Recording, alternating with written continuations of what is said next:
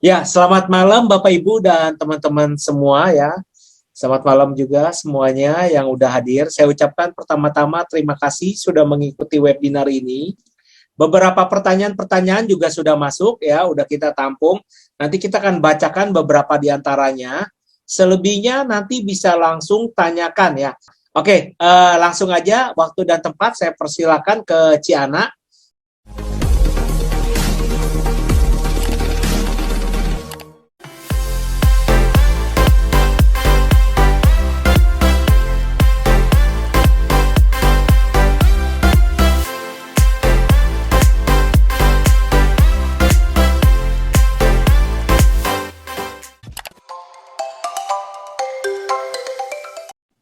Ya, selamat malam Bapak dan Ibu semuanya. Terima kasih sudah meluangkan waktu pada webinar malam hari ini. Semoga malam hari ini kita bisa belajar bersama-sama mengenai resiko hukum dalam hubungan pemilik dan penghuni kosan. Sebelumnya, perkenankanlah saya memperkenalkan diri dulu. Saya Ana Agustin, lawyer managing partner dari kantor hukum Indonesia Global Law Firm. Kantor kami ada di Slipi dan kami bergerak di bidang hukum perusahaan dan juga litigasi. Jadi memang di sini ranahnya cukup sesuai dengan yang kami perlu untuk sampaikan kepada Bapak Ibu. Nah, mungkin untuk tidak berlama-lama saya mulai saja. Jadi materi kita malam ini adalah mengenai resiko hukum dalam hubungan pemilik dan penghuni kosan. Mungkin Bapak Ibu yang memang sudah bergerak di bidang kosan sudah tahu nih ada beberapa hal atau kasus-kasus yang terjadi di luaran sana yang bagaimana sih caranya untuk kita untuk bisa mengantisipasi hal itu supaya apabila terjadi dengan kita sudah tahu harus seperti apa melakukannya. Jadi malam ini kita akan belajar dan kita akan bahas, semoga bisa menjadi ilmu untuk Bapak Ibu sekalian. Permasalahan yang mungkin timbul apa aja? Ada dua, mungkin satu adalah perdata dan satu lagi pidana. Perdata adalah wan prestasi, contohnya, atau perbuatan melawan hukum. Dan juga pidana, contohnya seperti pengerusakan barang yang dilakukan oleh penghuni kosan, peredaran minuman keras, peredaran narkoba, prostitusi, atau penghuni kosan kehilangan barang di dalam kamar kosannya, atau pencurian kendaraan yang merugikan penghuni kosan. Bagaimana untuk kita supaya dapat mencegah hal-hal yang tidak diinginkan tersebut supaya tidak terjadi dan tidak ikut nyeret kita sebagai pemilik kosan menjadi tentunya tersangka. Jadi dalam membuat perjanjian tersebut itu yang diperlukan suatu tingkat kejelian bagaimana untuk kita menuliskan hal-hal yang tidak diinginkan dan kita dapat mengklarifikasi mana batasan pemilik kosan, tanggung jawab pemilik kosan, dengan penghuni kosan. Ada contoh kasus yang menarik adalah adanya wan prestasi yang dilakukan oleh operator kos. Ini juga makanya menjadi salah satu yang penting karena kan mungkin teman-teman di sini ada yang menggunakan operator kos, pasti sebelumnya ada tuh kontrak dengan operator kos tersebut. Lalu tiba-tiba tidak dibayar atau tiba-tiba dilakukan pemutusan. Nah, seperti apa loh? Kita udah susah-susah, kita sudah memenuhi semua kriteria yang diinginkan oleh operator kos tersebut, tapi tiba-tiba kita diputus sepihak. Dalam hal ini tentu kita sudah dirugikan waktu, biaya untuk memenuhi semuanya yang seperti yang diinginkan dalam perjanjian, tapi kok posisi kita lemah. Ternyata setelah kami pelajari, memang di dalam perjanjian yang ditandatangani tersebut tidak cukup kuat mengikat kita. Oleh sebab itu, sebenarnya ada baiknya dalam kita tanda tangan suatu perjanjian, kita harus benar-benar baca dan benar-benar harus kita pahami mana sih yang menjadi hak kita, mana sih yang menjadi kewajiban kita. Karena ya, banyak klien saya juga yang ada perjanjian, sedangkan saat kita baca, sebenarnya banyak klausul-klausul yang memang merugikan mereka sebagai klien.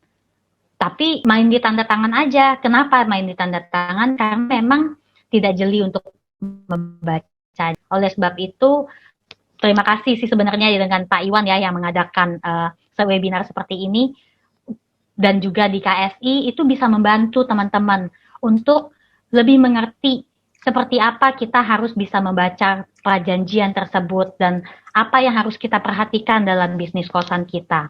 Karena lumayan kerugian material dan juga dapat somasi, itu suatu hal yang cukup menyita waktu lah ya pasti untuk teman-teman yang bisnis kosan, tapi harus hadapin hal-hal seperti itu.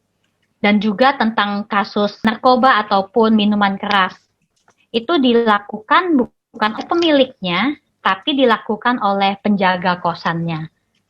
Penjaga kosannya perantara atau penjaga kosannya yang bahkan jual narkobanya. Lalu terjadilah keributan atau pemerkosaan dengan teman beda kamarnya. Nah, hal ini seperti apa? Padahal nanti kata pemilik kosan, kan bukan saya yang di sana, bukan saya yang melakukan, tapi karyawan saya. Karyawan kosan itu adalah tanggung jawab juga dari kita sebagai pemilik kosan. Karena dalam peraturan perundang-undangan juga disebutkan segala tindakan yang dilakukan oleh karyawan merupakan representasi daripada majikannya, daripada atasannya. Oleh sebab itu, benar-benar memang harus kita telaah supaya dalam membuat perjanjian itu kita tidak bikin sekedarnya atau yang penting ada. Ini yang sering sekali saya temui di lapangan ya. Yang penting ada aja Ci perjanjiannya, bikin yang paling simpel aja kalau perlu selembar. Ya kalau dari kami pasti kami mau memberikan yang terbaik. Jadi biasanya kami akan mengedukasi bahwa kalau selembar aja itu jangan jadi perjanjian deh, mendingan gitu ya MOU atau apa. Tapi itu sebenarnya tidak ada fungsinya lah. Jadi kalau sampai terjadi hal-hal yang tidak diinginkan akan sulit untuk kita membela diri karena memang tidak kita atur dengan jelas sebelumnya. Kalau sudah nasi menjadi bubur, nah itu berarti harus dihadapi dan tinggal bagaimana pembuktian di polisi atau di pengadilan, dan itu tentu ya cukup cukup buang waktu dan juga buang tenaga pastinya karena lama itu dipanggil bolak-balik ke polisi, ikut sidang dan lain-lain, menjadi saksi. Ya walaupun mungkin kita tidak menjadi tersangka, mungkin bisa gitu kalau ada bukti-bukti tergantung bagaimana pembuktian kita, tapi dipanggil bolak-balik dan juga minta disediakan bukti dan lain-lain, saya rasa itu cukup menyita waktu dan biaya pastinya. Oleh sebab itu ada baiknya benar-benar kita sediakan dari awal waktu dan tenaga kita sebelum kita memulai bisnis untuk mempersiapkan suatu dokumen-dokumen legal secara preventif untuk bisa mencegah supaya hal-hal tersebut apabila terjadi kita sudah siap dan menyediakan tindakan pencegahan tersebut. Kita sekarang lihat ya pertanyaan-pertanyaan dari teman-teman yang sudah masuk. Si Ana dan Coach Siwan, bagaimana aspek legalitas kos yang tidak mempunyai IMB kos dan atau tidak melaporkan perpajakan? Kalau ini saya bantu jawab aja lah Ci ya. Nanti di kelas dijelaskan lebih detail ya di kelas KSI ya. Cuman saya bantu jawab. Secara garis besar ya kalau nggak punya IMB pasti dibongkar bangunannya. Nah terus kalau untuk perpajakan pasti jatuhnya nanti akan ada penyitaan aset. Nah ini yang agak mengerikan. Karena dianggap adanya tagihan utang pajak terhadap negara ataupun Pemda yang belum dibayarkan. Nah untuk teknikalnya kalau mau lebih jelas nanti kalau ada join ke KSI itu ada di kupas tuntas sih di KSI Community. Yang ini jatahnya Ciana nih. Ciana kalau ada anak kos yang keluar tanpa pemberitahuan hukumannya gimana? Maka pertanyaan saya, diatur nggak di dalam perjanjiannya? Kalau di dalam perjanjiannya memang jelas kita sudah tulis bahwa pemberitahuan apabila mau berhenti itu berapa lama sebelumnya, dan apabila terjadi pelanggaran maka ada denda, nah kita bisa tagih dendanya. Tapi kalau memang kita tidak ada melakukan perjanjian atau tidak diatur dalam hal ini ya berarti tidak ada yang salah kan gitu. Makanya memang benar-benar ini akan dilihat case by case dan juga kami bisa bantu review untuk perjanjian yang sudah ada apakah sudah mencakup secara keseluruhan atau cuman perjanjian aja gitu.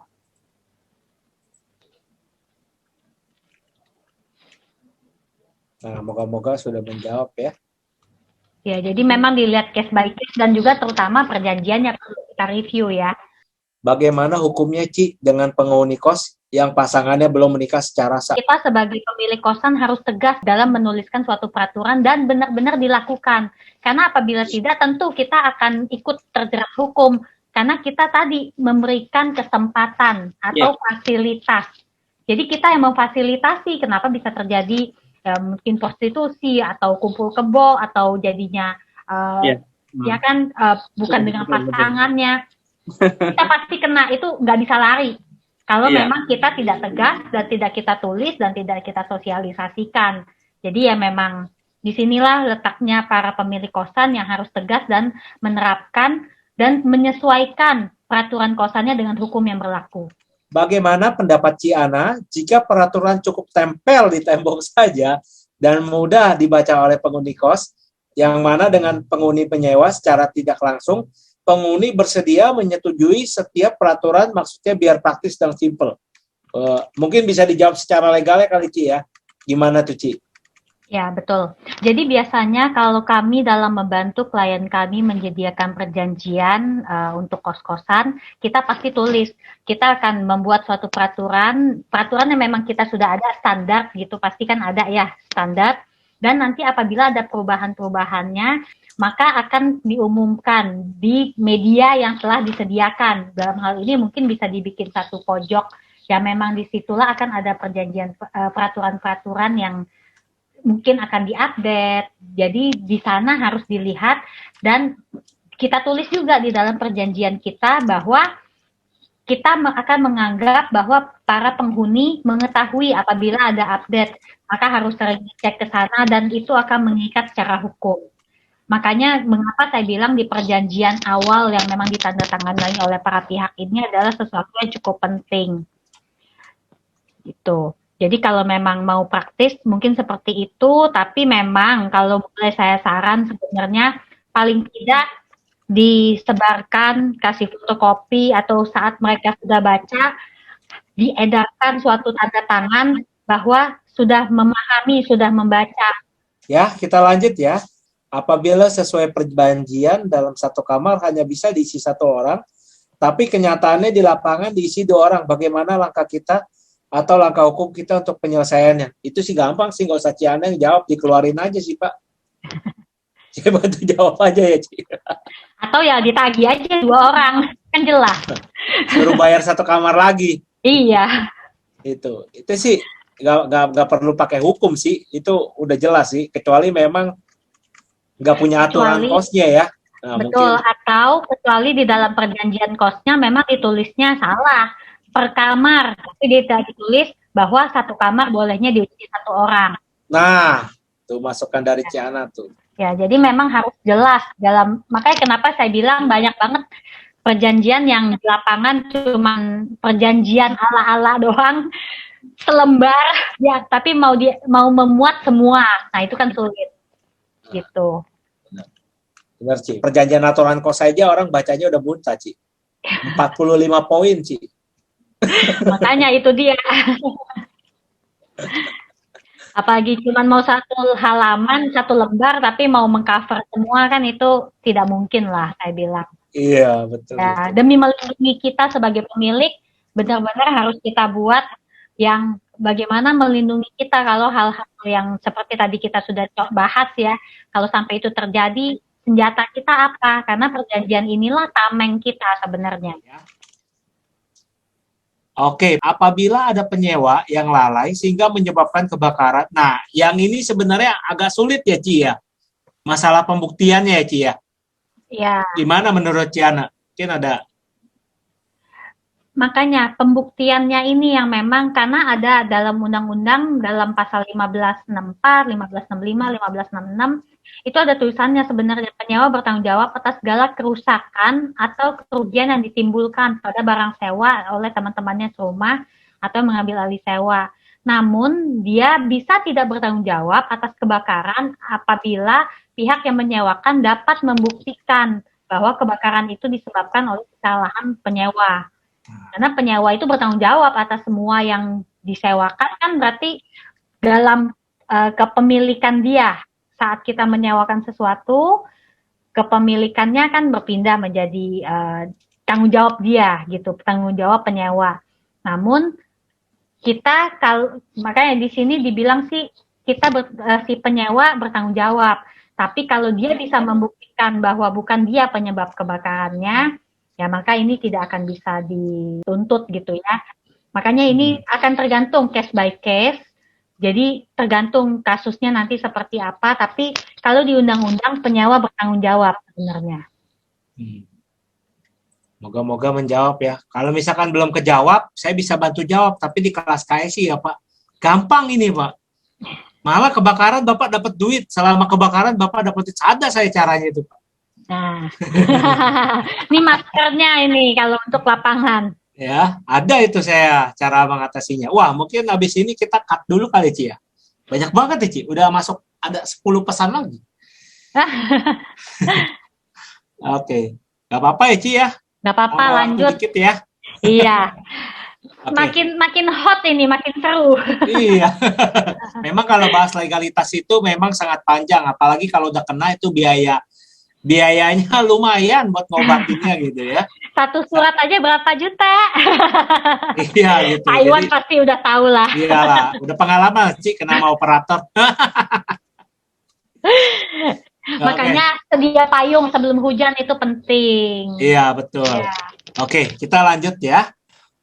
Oke, nah ini waktu juga cukup terbatas ya. Sambil menunggu pertanyaan yang masuk lagi, saya mau share sedikit nih. Kemarin sih kita udah sempat share juga penawaran ya buat teman-teman yang sebelumnya. Tapi sebenarnya buat member KSI kemarin, kita coba buka buat umum. Karena mungkin ada beberapa yang belum mau join di KSI, nggak apa-apa. Mungkin bisa join di KSI Law Club ini ya. Jadi ini memang dibikin satu komunitas baru, tempat diskusi buat bantu teman-teman yang fokusnya di permasalahan hukum ya, bukan masalah bisnis kos ya, jangan salah dulu nih. Ntar berpikirnya masalah di bisnis kos lagi, repot saya nanti. Ya, ini kita bahasnya masalah hukum ya. Saya garis bawahi dulu. Nah, apa aja sih manfaatnya kalau Bapak Ibu join di KSI Club ini? Yang pertama, nanti bisa 6 kali konsultasi private one-on-one sama Ciana dan timnya dari Indonesian Global Law Firm. Dalam arti, misalkan ada masalah yang bersifat pribadi ya, atau ada masalah pribadi, kasus hukum. Nah, itu bisa one-on-one aja, jangan japri di grup. Ya, kalau kecuali memang masalahnya mau di-sharing buat kita-kita secara umum. Ya, nggak apa-apa. Konsul aja di grup Telegram ya, karena gratis. Selama 1 tahun, gratis bisa konsultasi di situ. Ya. Nah, terus selain itu, Ciana juga dan tim dari Indonesian Global juga kasih voucher 10% kalau misalkan mau tadi ada yang nanya tuh, mau bikin PT, CV, nah itu bisa daftar juga kalau mau buat PT-nya atau CV-nya ke Ciana, itu nanti ada diskon 10% dari nominal yang biasanya dikasih dari Ciana, dalam arti adalah nominal untuk jasa pembuatannya nanti didiskon lagi 10% di situ. Nah, terus juga ada voucher 1 buah, diskon 10% juga kalau misalkan mau bikin drafting perjanjian supaya lebih mantap secara legalitasnya, jangan sampai nanti ternyata ada pasal-pasal yang terlewatkan atau klausal-klausal yang terlewatkan malah nanti diserang dari situ. Nah, ini juga kemarin saya juga kasusnya ada di sini sama operator kos juga ya, karena klausal juga ya kita nyerangnya ya yang kemarin ya. Mungkin mic-nya bisa dibuka Ci. Ya. Ana ya. Nah, iya pasti semua kan dilihat satu-satu klausulnya, jadi makanya kadang yang penting tanda tangan, jangan skip langsung ke bagian tanda tangan, yang depan-depan tuh penting. Nah, terus tadi kalau misalkan mau daftar merek, kalau udah join di KSI Law Club, manfaatin karena ada voucher buat ngecek merek. Jangan sampai gini, Bapak Ibu udah bikin pernak-perniknya, bikin kaosnya, seragamnya, ternyata mereknya udah ada yang daftarin. Wah, itu tekor itu nanti. Ya, soalnya saya juga pernah kejadian gitu. Udah bikin handuknya, sampai neon box, udah habis berjuta-juta, toto mereknya udah ada yang pakai. Akhirnya mau nggak mau apa? Buang semuanya. Jadi apa? Souvenir gift, kan rugi gitu. Merek orang kita promoin jadinya, rugi. Saya pernah bikin nih, jujur aja nih, saya buka-bukaan ya Bapak Ibu ya. Saya ngurusin somasi sama operator kos, 1 surat, bayar 3,5 juta sama Ciana. Tuh, boleh tanya sama orangnya tuh. Itu 1 surat, saya somasi 3 kali. 10,5, dulu nggak ada ginian masalahnya. Nggak bisa nanya dulu gitu loh. Udah terlanjur kampung, malahan waktu udah selesai somasi, dapat duitnya juga nggak seberapa, malah rugi. Nah, lebih baik kita mencegah sebelum kejadian, Dibanding udah kejadian baru keluar uang. Nah, itu baru satu kasus. Pernah juga dapat kasus yang tadi juga ada pernah ditanya tuh sama ibu siapa, penghuni kosnya nggak mau keluar.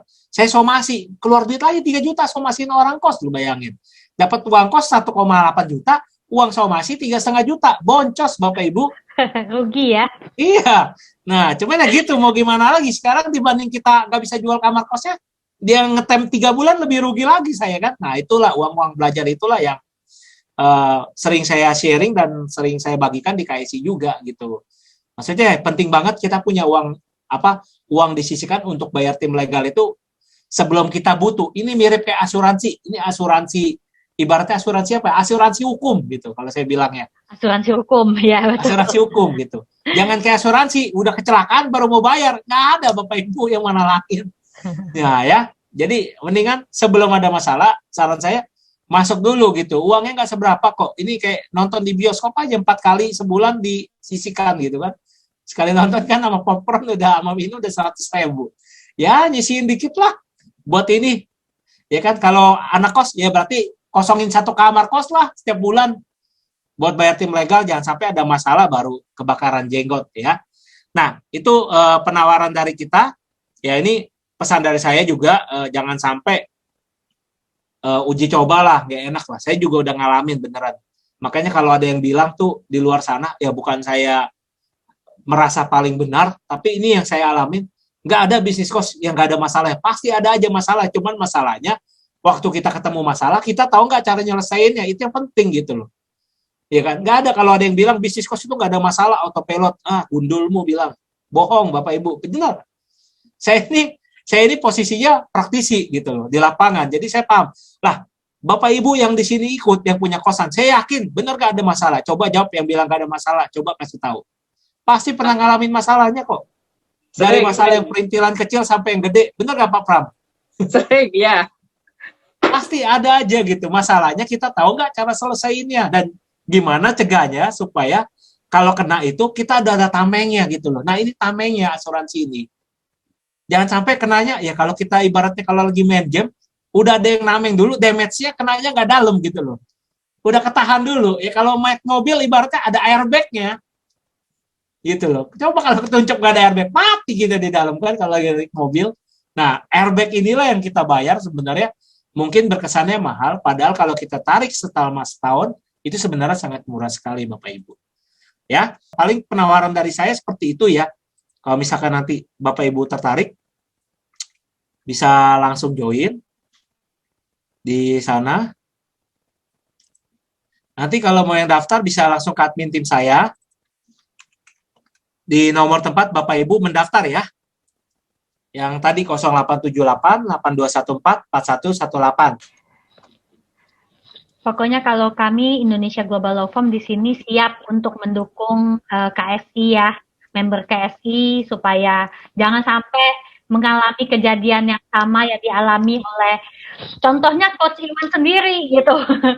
Jadi Coach Iwan ini baik loh menurut saya ya, karena dia memikirkan gitu, waduh jangan sampai yang lain ngalamin nih yang kayak saya alami. Makanya dia berinisiatif untuk membuat KSI Law Club ini untuk supaya kita bisa belajar sama-sama lah, supaya bagaimana meminimalisir resiko-resiko yang ada.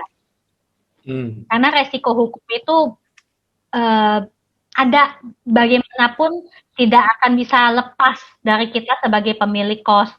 Walaupun kita udah bikin ini, itu, peraturan, dan lain-lain, namanya anak-anak penghuni kos, kadang mereka mungkin lebih pintar atau bahkan mereka coba-coba aja. Nah, kita kan kebagian repotnya. Tapi kalau udah semua kita udah atur, supaya bagaimana caranya supaya tidak ada celah hukum buat mereka untuk bisa main-main sama kita sebagai pemilik kos. Ada yang bikin perjanjian Taiwan, kita lihat ya, wah tebel, 10 halaman gitu. Pas kita lihat, loh kok ini isinya cuman apa ya, yang serem, kayak bahasa-bahasa yang sulit dipahami, tapi sebenarnya nggak kena gitu. Jadi pas ada masalah, ya ternyata tidak di-cover di perjanjiannya segitu tebalnya. Pas kita tanya, ngambil dari mana? Dari Google. Nah, ini yang repot. Google di-cover sana-sini, ya itu yang agak repot lah gitu. Lebih pinter ya, Ci ya. Iya, jadi jadi Kalau ya sulit juga. Dia ambil yang poin-poinnya yang kayaknya bagus gitu, tapi nggak melindungi hak dan kewajibannya. Itu yang paling penting malah nggak ada di dalam perjanjiannya itu sendiri. penting tuh masukannya. Nah, ini ada pertanyaan masuk lagi nih. Peraturan kos harian masuk ke peraturan hotel nggak, Ci? Atau tetap ikut peraturan kos bulanan? Yang pasti sih kalau kos harian, Bapak pasti aturan kosnya berbeda ya, Ya beda. sama yang bulanan. Yang tadi Kiana udah sempat singgung ya, kalau hotel juga kadang-kadang kan bisa yang non apa juga dia masuk ya kan. Nah, permasalahannya sebenarnya bukan masalah itunya. Masalahnya izin Bapak ini izin kos atau bukan? Atau izin hotel. Nah, itu permasalahannya gitu. Takutnya gini, Bapak mainnya untuk seperti hotel, tapi izin Bapak izin kos. Nah, itu problem, Pak. Izinnya udah ngaco gitu. Ibarat kayak SIM mobil, Bapak SIM mobilnya mobil buat yang biasa, tapi Bapak mau bawa truk. Nggak bakal bisa, Pak. Izinnya beda SIM-nya. Ya betul. Walaupun sama-sama mobil gitu. Nah, itu penting banget ya buat ngetahuin masalah izin dulu, baru masuk ke ranah masalah aturan tadi. Ya, Betul. oke. Cuman ya untuk hukum ya mudah-mudahan bisa bantulah secara basic karena uang belajarnya udah banyak ya. Cuman ya dari masalah-masalah tadi kita belajar ke depannya masalah-masalah yang tadi kita pernah alami udah nggak ngalamin lagi gitu. Kalau kita ngalamin pun kita udah siap, udah ada tim legal, ya kan? Nah, kalau dulu saya nggak ada tim legal, Pak. Wah, kalau sekarang udah ada tim legal, Pak. Dia mau ngajakin somasi, somasi aja, yuk kita adu aja. Udah siap kita. Emang dia aja yang bisa somasi, kan kita juga bisa somasi gitu. Siap duel ya. Iya, kalau dulu kita bingung mau somasi, waduh, tak gua salah nggak nih somasi orang, disomasi balik repot. Kalau sekarang kan sebelum somasi tanya dulu, nih ada orang kayak gini-gini, gimana nih Ci? Penanganannya Ci. Nah, dipelajarin dulu berkas-berkasnya. Nah, setelah udah dapet, nah baru dikasih tahu. Nah, nanti kita ngelakuin langkah hukumnya seperti apa, nanganinnya, negosiasinya. Nah, jadi jelas kita, Pak. Ibaratnya ya Ciana dan tim ini dengan harga ini cukup murah. Ibaratnya Bapak nih kayak bikin apa ya? Kalau dulu itu kita dulu waktu sekolah zaman jadul ada namanya RUPL. Ingat gak? Apa kepanjangan itu? Yang satu buku isinya kunci jawaban semua tuh. Ingat gak Ci? Ada belajar gak tuh? Ingat yang kalau mau ujian pasti laku banget itu. Nah, iya Semua itu, orang ada beli. itu. Dulu kan kita pakai gitu. Nah, ini sebenarnya versi RUPL tapi digital. Yang Ya, belum ada masalah, konsultasikan dulu sama Ciana. Pak, ini ada masalah seperti ini. Gimana nih kira-kiranya nih sebelum kita ngalamin atau nanti bisa tanya sama timnya Ciana juga ada Pak Dike dan lain-lain. Ini bisa tanya juga, Pak ini kalau misalkan saya mau seperti ini udah tepat belum nih komunikasinya? Ya jangan sampai gini loh, kadang-kadang nih niatnya benar. Cuman penyampaian bahasanya salah, jadi masalah gitu. Padahal kita sebenarnya niatnya benar baik gitu. Cuman kosakatanya salah, bisa gol masuk penjara. Makanya jadi penting banget buat kita memahami dulu, jangan sampai nanti jadi uang belajar repot gitu maksud saya. Mendingan ya kalau saya sih gini, prinsipnya saya sih kalau di bisnis kos itu gini. Saya yakin Bapak Ibu di sini yang main kos merhatiin AC-nya nggak kayak saya, maintenance-nya. Kalau saya setiap 3 bulan sekali saya cuci AC-nya. Kalau buat saya konsepnya gini, kita bisnis ini kayak ngerawat anak aja udah. Jadi kalau masih keluar uang kecil, udah mendingan saya keluar uang kecil. Cuci AC cuma 50.000, coba kalau sampai rusak ganti AC. 3 juta keluar duit. Saya mendingan keluar duit kecil, penghuni kosnya juga senang. Kenapa? AC-nya dingin terus. Saya juga senang, keluarnya cuma 50.000. Dan itu pun 3 bulan sekali. Ibaratnya kalau dia peret cuma 20.000 sebulannya. Gitu. Jadi ibaratnya biaya perawatan kita jauh lebih murah dibandingkan ya Bapak Ibu coba-coba ternyata salah sekali keluar kayak saya bikin surat tuh 3,5 juta lumayan juga kan jadinya kan padahal kalau dipakai 2 kali surat udah dapat setahun tuh. Nah dulu saya nggak ada begituan tuh nyesel juga tuh.